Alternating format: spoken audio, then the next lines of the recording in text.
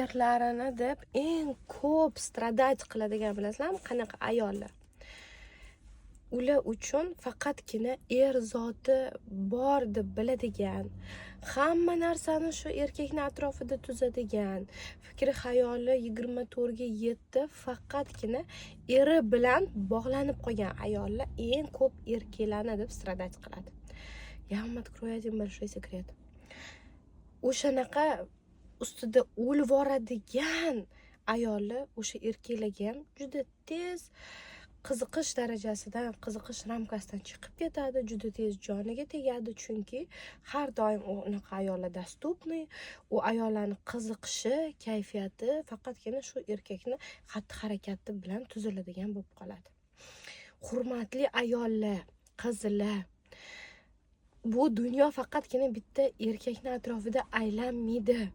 Agarda haqiqatdan baxtli, quvonchga to'la, oilada baxtli ayol bo'lishni istasangiz, har bir yo'nalishingizga qarang.